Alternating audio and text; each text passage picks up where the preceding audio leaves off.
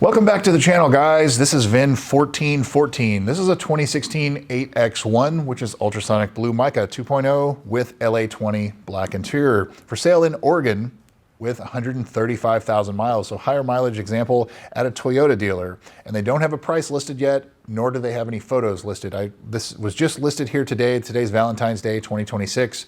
And so hopefully here in the next day or two, if it doesn't already sell, then we should get some photos. Production statistics: 269 out of the 2,347 cars were ultrasonic blue mica for the US 49, everywhere except Hawaii. 122 of those had LA20 black interior. That's like a 6 out of 10 for rarity. 5.20% of these cars for the US 49 were in this color combination, so kind of on the rarer side. 2016, 177 out of the 1,417 cars were ultrasonic blue mica. Of those 177, 74, 79, I can't read my chicken scratch, I think it's 74. 74 had LA20 black interior. So this car is one of 74, might be one of 79. It'll be on your screen right here. So pretty rare car, but a lot of the ultrasonic blue mica had black interior. I know that because our ultrasonic blue mica is a blue with red interior. There's only 36 of those for 2016. There's 74 of them with black interior. Carfax, Epic VIN, and AutoCheck. Carfax shows this as a 3-owner, 2-accident car.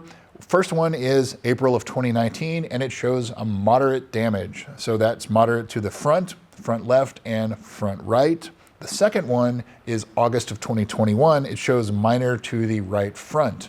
So this car's had 2 accidents. I'm not sure how they pull what the severity is, but I can say from personal experience with some of our other cars, like we have an Accord that was in a pretty bad accident, it shows it as a minor accident. And it was like $22,000 worth of damage to a $26,000 car, and somehow they didn't total it. But it shows it as a minor accident on the Carfax. So don't believe everything you read with the Carfax. Don't take it, just kind of take it with a grain of salt. Epic VIN shows this as a 2-owner, 1-accident car, and it shows that one in April of 2019 to the left front, right front, and front. AutoCheck shows this as a 3-owner, 2-accident car, April of 2019, and it shows bumper, hood, grille, fender, and in August of 2021, which shows moderate damage. So this, according to AutoCheck, it has the second one is moderate damage. So maybe this car has 2 moderate accidents, but the second one, the moderate damage, it shows to the right side of the bumper, the grille, the fender, mechanical repair, and body repair. So the mechanical repair, if it's on the right side, it's probably the transmission oil cooler, the external cooler. It's right on that right corner. But either way, it sounds like probably because the grille was damaged, which is a $12,000 part. That's probably why these were probably not inexpensive accidents to repair. And it's had 2 of them. Previous sales. First one on sale in March of 2016, $88,000 in California, still for sale in June of 2016, and it finally sold in July of 2016, 4 months for sale. November of 2019, $50,000 with 38,000 miles in California, and it sold in January of 2020, so it was for sale for 2 months. August of 2020, $49,000 with 40,000 miles in California, and it sold in December of 2020, so it was for sale for about 4 months. Looks like in January of 2026, so like last month, a dealer tried to sell it, and I didn't see this one pop up for sale on any of my stuff. I have notifications turned on and everything watching everywhere, and I didn't see this. And then it was sold at an auction a week later to this Toyota dealer in Oregon that's selling it. So I'm not sure what went on there, but there was another transaction that didn't involve titling it. So it was just dealer to dealer or auction to dealer, something like that. But now here it is, Valentine's Day, 2026. It was for sale at this Toyota dealer in Oregon. Don't have any price, don't have any pictures yet. So now onto the photos. I only have photos from when it was previously for sale, and that was in 2020 when it was in California. So it looked in pretty good shape then, but that was after the first accident, but before the second accident from those photos. But in that one, everything looks like it, panels align, the color looks good. They're kind of low resolution photos, but that's kind of all I have to go on right now. And that was when this car had almost 100,000 fewer miles. So I would say don't read a lot into those photos. We need to wait for current photos and see what we see. I would say this car definitely needs to be one of those you need to look at in person. Don't buy this car sight unseen with two potentially moderate accidents on the Carfax and the auto check, especially to the front. You need to remove the radiator front cover and look behind the bumper and take undercovers off, fender liners off if you can in a pre-purchase inspection. Really look at anything and see how bad the damage was and what was repaired. So as far as the price goes, I would expect if this car had no accidents with 135,000, this should be like 35 to 38,000. Now, as it sits, it's probably in the low 30s. And if it's any more than that, then you're paying too much for this car.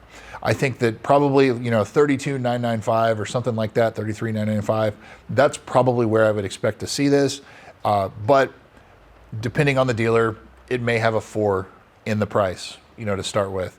But I feel that this car with the mileage and 2 pretty moderate accidents, that it would be on the lower end of that price spectrum. There's more that you need to look at too. Does it need brakes? Does it need tires? We'll get into that here in the service history. So speaking of that, service history, it's not very well dealer serviced after 2021 either. And that's at like 41,000 miles. So the last 5 years and 100,000 miles of the service history on this car is a big old question mark.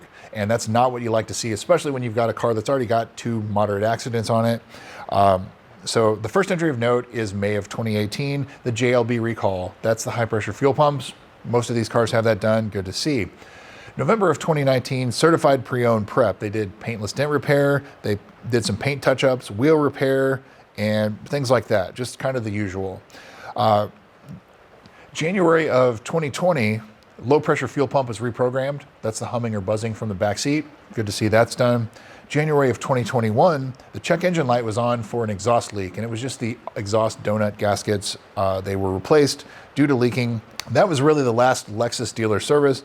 And then there was one in 2 days ago, February 12th of 2026 at the Toyota dealer. They did an oil change, and that's really it. So there's not a lot to go on. Nothing on the Carfax, nothing on the auto check. What's not done? The 60,000 mile service, the 120,000 mile service, spark plugs, transmission service, differential service, coolant, water pump, drive belt, the ZLZ, that's the dash for sticky delaminating or deforming dash. The in-service date on this car is July 1st of 2016, so you have until July 1st of 2026 to get the dash replaced free of charge at your Lexus dealer if it's sticky. Front lower control arm bushings, the carbon fiber trim, is it delaminating? None of it's been replaced at the dealer, so I would fully expect all 5 pieces may potentially be delaminating. Brakes, don't see anywhere where the brakes are done. Tires, how old are the tires? And of course, the valley plate. There are a lot of things on this car to be concerned with, not just the accident damage and if it was repaired, but the service history. This car probably needs a lot of catching up. So even if you got this car, let's say you got this car at $30,000, assume you need to do 4 tires, brakes on all corners, valley plate, carbon fiber trim, transmission service, differential service, front lower control arm bushings. That could easily be $7,500 or more.